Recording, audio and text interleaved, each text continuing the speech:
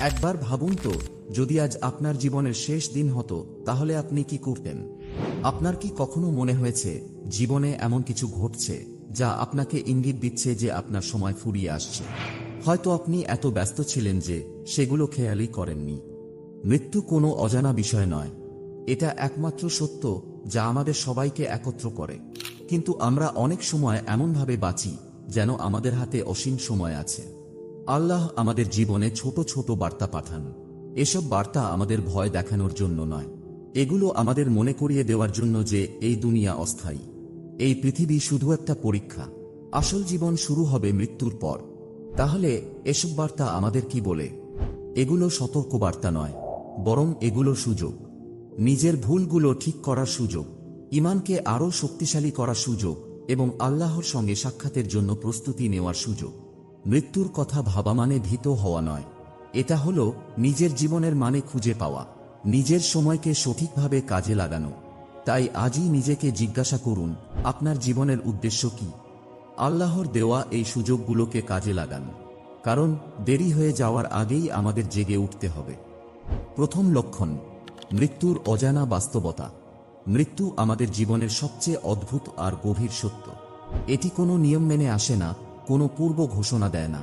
কখন মৃত্যু আসবে তা একমাত্র আল্লাহই জানেন। ছোট শিশুরাও এই পৃথিবী ছেড়ে যেতে পারে আগামীকাল, অথচ জীর্ণশীর্ণ বৃদ্ধ হয়তো আরও কয়েক বছর বেঁচে থাকবেন। এই অনিশ্চয়তা আমাদের স্মরণ করিয়ে দেয় যে জীবন আর মৃত্যুর সর্বময় কর্তৃত্ব শুধুই আল্লাহর হাতে। পবিত্র কোরআনে আল্লাহ বলেন, প্রত্যেক প্রাণী মৃত্যুর স্বাদ গ্রহণ করবে। আমি ভালো মন্দের মাধ্যমে তোমাদের পরীক্ষা করি, অবশেষে তোমাদের আমার কাছেই ফিরে আসতে হবে। এই বাস্তবতা ভয়ের জন্য নয়, বরং আমাদের চিন্তা করার জন্য। প্রতিটি শ্বাস, প্রতিটি মুহূর্ত, এগুলো সব আল্লাহর দান। যখন আমরা এটা উপলব্ধি করি তখন আমাদের জীবনের পথ বদলে যায়। প্রশ্ন হলো, মৃত্যু কখন আসবে? কিন্তু আসল প্রশ্ন হওয়া উচিত, যখন মৃত্যু আসবে আমি কি আমার রবের সঙ্গে দেখা করার জন্য প্রস্তুত? মৃত্যুর এই সত্যটি আমাদের সবার জন্য সমান। ধনী অথবা গরিব, শক্তিশালী অথবা দুর্বল, কেউ এর বাইরে নয়। এটি আমাদের জীবনকে বিনীত করে এবং একত্রিত করে। যখন আমরা এই সত্য মেনে নিই তখন এটি আমাদের জীবনের দিশা দেখায়, আমাদের শেখায় কৃতজ্ঞ হতে, আন্তরিক হতে আর জীবনের উদ্দেশ্য খুঁজে নিতে। এই সত্যে নিজেকে জাগ্রত করুন, যেন আমরা আল্লাহর কাছে ফিরে যাওয়ার আগে নিজেকে প্রস্তুত করতে পারি। দ্বিতীয় লক্ষণ, সোশ্যাল মিডিয়া, সময়ের নীরব চোর। আজকের দিনে আমাদের অনেকের জীবনের সবচেয়ে বড় সময়ের অপচয় হলো সোশ্যাল মিডিয়া। একটি পোস্ট দেখতে গিয়ে আমরা স্ক্রল করতে শুরু করি, কিন্তু কখন যে মিনিট থেকে ঘন্টা পার হয়ে যায় বুঝতেই পারি না। পুরো সন্ধ্যা শেষ হয়ে যায় আর আমরা ভাবি সময়টা গেল কোথায়। নবী করিম সাল্লাল্লাহু আলাইহি ওয়াসাল্লাম বলেছেন, কিয়ামতের দিন মানুষকে 5টি বিষয়ে জিজ্ঞাসা করা হবে। তার জীবন কিভাবে কাটিয়েছে, তার যৌবন কি কাজে ব্যবহার করেছে, তার সম্পদ কোথা থেকে উপার্জন করেছে এবং কোথায় খরচ করেছে, আর তার জ্ঞান দিয়ে সে কি করেছে। একবার ভাবুন, সোশ্যাল মিডিয়া শুধু আপনার সময় নয়, আপনার জীবনের উদ্দেশ্য চুরি করছে। এটি আপনাকে মিথ্যা আনন্দ, অন্যদের সঙ্গে তুলনা আর অর্থহীন সংযোগে আটকে রাখে। কিন্তু এর মূল্য কি? আপনার যে সময় ইবাদত, চিন্তা বা পরিবার পরিজনের সঙ্গে কাটানো যেত, সেটি নষ্ট হচ্ছে এমন কিছুতে যা আপনার জীবনে কোনো স্থায়ী পরিবর্তন আনতে পারে না। চোখ বন্ধ করে একটি উদাহরণ কল্পনা করুন। আপনার হাতে একটি পানির গ্লাস আছে, একটি একটি করে ফোঁটা পড়তে শুরু করলো। শুরুতে তেমন কিছু মনে হবে না, কিন্তু একসময় গ্লাসটা ফাঁকা হয়ে যাবে। সোশ্যাল মিডিয়াও আপনার জীবনের সঙ্গে একই কাজ করছে। আপনার প্রতিটি অপচয় হওয়া মুহূর্ত সেই ফোঁটার মতো, যা আর কখনো ফিরবে না।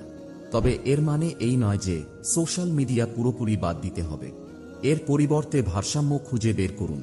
প্রযুক্তিকে এমন একটি মাধ্যম হিসেবে ব্যবহার করুন যা আপনার ঈমান বাড়াবে, আপনার আল্লাহর সঙ্গে সম্পর্ক দৃঢ় করবে। অর্থহীন কিছুতে সময় নষ্ট করবেন না যা আপনাকে আপনার আসল লক্ষ্য থেকে দূরে সরিয়ে দেয়, কারণ আপনার সময়ই আপনার জীবনের সবচেয়ে বড় সম্পদ। একবার চলে গেলে এটি আর কখনো ফিরে আসবে না। তৃতীয় লক্ষণ, নির্জনতার মাঝে আত্মচিন্তার রহমত। আপনার কি কখনো মনে হয়েছে জীবন যেন খুব বেশি ব্যস্ত আর কোলাহলপূর্ণ হয়ে গেছে? আপনার কি এমন ইচ্ছে হয়েছে একটু থেমে নিজের জীবনের দিকে ফিরে তাকানোর? এই অনুভূতি কোনো সাধারণ বিষয় নয়, এটি আল্লাহর পক্ষ থেকে একটি বিশেষ উপহার, নিজেকে নতুন করে গড়ে তোলার আর নিজের জীবনের উদ্দেশ্য ঠিক করার এক অপূর্ব সুযোগ। আজকের দুনিয়ায় আমরা এতটাই ব্যস্ত থাকি যে একটু সময় নিয়ে ভাবি না, আমি কি সেই জীবন কাটাচ্ছি যা আল্লাহ চান? নির্জনতা আমাদের সেই প্রশ্নের উত্তর খুঁজে পাওয়ার সুযোগ দেয়। যখন আমরা একা হই তখনই স্পষ্টতা আসে। আমরা জীবনের উদ্দেশ্য বুঝি এবং আল্লাহর সঙ্গে নতুন সম্পর্ক করতে পারি। তবে এটা সহজ নয়। নির্জনতা অনেক সময় আমাদের অস্বস্তিতে ফেলে, কারণ এটি আমাদের এমন কিছু সত্যের মুখোমুখি করে যা আমরা এড়িয়ে যেতে চাই। কিন্তু মনে রাখবেন, এই মুহূর্তগুলো আপনাকে নিজেকে উন্নত করার সুযোগ দেয়, নিজেকে ভবিষ্যতের জন্য প্রস্তুত করার শক্তি দেয়। তাই যখনই আপনার মনে হবে একটু একা থাকার প্রয়োজন, এটি উপেক্ষা করবেন না। ভাবুন, এটি আল্লাহর কাছ থেকে একটি আমন্ত্রণ, আপনার নিজের জন্য চিন্তা করার, তোবা করার এবং উন্নতি করার সুযোগ। চতুর্থ লক্ষণ, জীবনের ক্ষণস্থায়িত্ব, নীরব কিন্তু গভীর স্মারক। জীবন মাঝে মাঝে আমাদের সামনে এমন কিছু ঘটনা নিয়ে আসে যা আমাদের আচমকা ভাবতে বাধ্য করে। এগুলো আমাদের মনে করিয়ে দেয় জীবন কতটা ক্ষণস্থায়ী।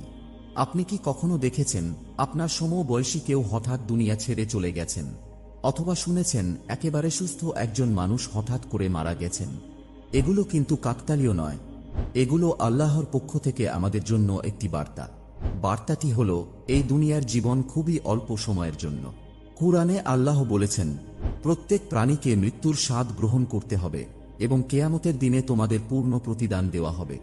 এখন একটু ভাবুন, আমাদের সামনে সরাসরি কোনো হুঁশিয়ারি নাও থাকতে পারে, কিন্তু আশেপাশের ঘটনাগুলো, কারো মৃত্যু, দুর্ঘটনা থেকে অল্পের জন্য বেঁচে যাওয়া বা জীবনের ক্ষণস্থায়িত্ব নিয়ে নতুন উপলব্ধি, এসবই আসলে আমাদের অন্তরকে জাগ্রত করার জন্য আল্লাহর পাঠানো বার্তা। এগুলো আমাদের ভাবতে বাধ্য করে, আমি কি আল্লাহর সঙ্গে দেখা করার জন্য প্রস্তুত? এটি খুবই গভীর এবং ভেবে দেখার মতো বিষয়। আমরা যতই এই দুনিয়ায় অর্জন করি বা সংগ্রহ করি না কেন, একদিন আমাদের সবাইকে এই পৃথিবী ছাড়তে হবে। তবে এ চিন্তা যেন আমাদের ভীত না করে, বরং আমাদের অনুপ্রাণিত করুক। প্রতিদিনই আমাদের কাছে একটি নতুন সুযোগ আমাদের ভুলগুলো সংশোধন করার, সুযোগ আমাদের আখিরাতের জন্য প্রস্তুত হওয়ার, সুযোগ এমন কিছু রেখে যাওয়ার যা আমাদের মৃত্যুর পরও সোয়াব বয়ে আনবে। তাই যখন এই ধরনের স্মরণ আপনার সামনে আসে, এগুলোকে অবহেলা করবেন না। এসবকে গ্রহণ করুন আল্লাহর কাছ থেকে একটি ডাক হিসেবে। তোবা করুন, নিজের জীবনকে আল্লাহর পথে পরিচালিত করুন, কারণ প্রতিটি শ্বাস, প্রতিটি মুহূর্ত আমাদের জন্য আল্লাহর একটি দান, আর প্রতিটি মুহূর্ত আল্লাহর নৈকট্য লাভের সুযোগ। পঞ্চম লক্ষণ, মৃত্যুকে স্মরণ করার গুরুত্ব। ইসলামের এক অনন্য শিক্ষা হল মৃত্যুকে বারবার স্মরণ করা।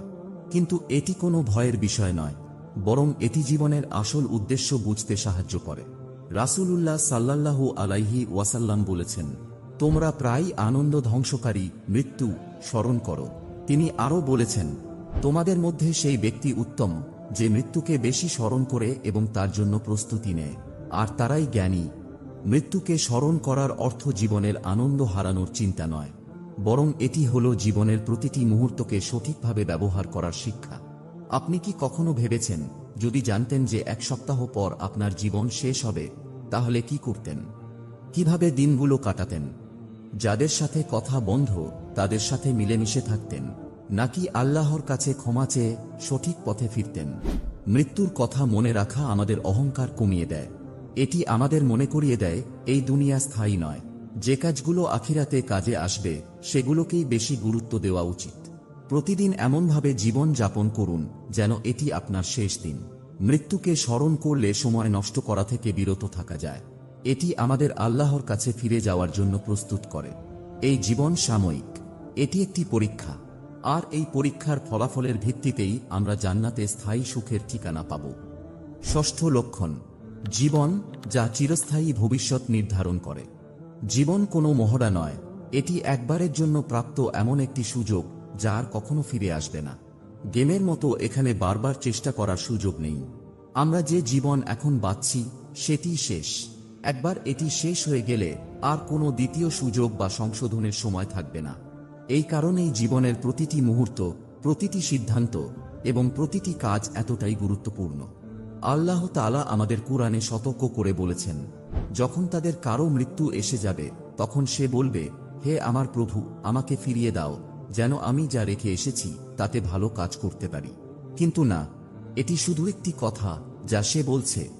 একবার ভাবুন, এমন একটি পরিস্থিতি যেখানে আপনি বুঝতে পারছেন সময় শেষ, আর কোনো কিছু ঠিক করার সুযোগ নেই। আপনি যে সময় অপ্রয়োজনীয় বিষয় নিয়ে কাটিয়েছেন, অন্যের উপর রাগ বা বিদ্বেষ পুষে রেখেছেন, কিংবা ইবাদতকে পিছিয়ে দিয়েছেন, তা সব হারিয়ে গেছে। এটাই প্রতিটি মানুষের জন্য অনিবার্য সত্য। কিন্তু এখানে আসার কথা হলো, এই মুহূর্তে আপনার হাতে এখনো সময় আছে। আজও আপনি আল্লাহর কাছে ক্ষমা চাইতে পারেন, ভ্রাতৃত্বের বন্ধনগুলো মজবুত করতে পারেন, এমন কাজ করতে পারেন যা আপনার আখিরাতে কল্যাণ বয়ে আনবে। জীবনকে ভয় পাওয়ার কিছু নেই, বরং এটি বুঝতে হবে যে জীবন একবারের জন্য পাওয়া একটি অমূল্য সুযোগ।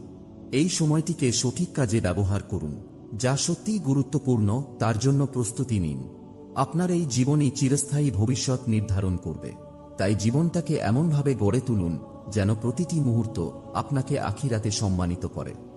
সপ্তম লক্ষণ, আপনার রেখে যাওয়া জীবনের উত্তরাধিকার। আপনার জীবনের শেষ সময়ে কি আপনার সঙ্গে থাকবে, এটা কখনই আপনার জমা করা সম্পদ বা অর্জিত সম্মান হবে না। আসল সম্পদ হলো সেই কাজগুলো যা আপনি আল্লাহর সন্তুষ্টির জন্য করেছেন এবং যেগুলো মানুষের জীবনে ইতিবাচক প্রভাব ফেলেছে। এটাই হলো আসল উত্তরাধিকার। প্রিয় নবী মুহাম্মদ সাল্লাল্লাহু আলাইহি ওয়াসাল্লাম বলেছেন, মানুষ যখন মারা যায় তার সব আমল বন্ধ হয়ে যায় তিনটি কাজ ছাড়া: চলমান সদকা, উপকারী জ্ঞান এবং নেক সন্তান যে তার জন্য দোয়া করে। একবার ভাবুন, আমি এমন কি তৈরি করছি যা আমার মৃত্যুর পরও টিকে থাকবে? অন্যকে সাহায্য করা, জ্ঞান ছড়িয়ে দেওয়া বা এমন সন্তান লালন পালন করা যারা আল্লাহকে মনে রাখবে, এগুলো এমন কাজ যা আপনার মৃত্যুর পরও চলতে থাকবে। এগুলো শুধু দয়ার কাজ নয়, এগুলো হলো আখিরাতের জন্য বিনিয়োগ। আপনার জীবনকে একটি ক্ষেত্রের মতো কল্পনা করুন, আর আপনার আমলগুলো হলো বীজ।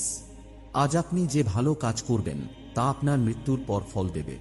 কেউ যদি আপনার কাছ থেকে একটি দোয়া শেখে, একটি প্রয়োজনীয় কাজে দান করে বা আপনার দ্বারা অনুপ্রাণিত হয়ে তার ঈমানকে শক্তিশালী করে, এগুলোই হলো প্রকৃত সম্পদ।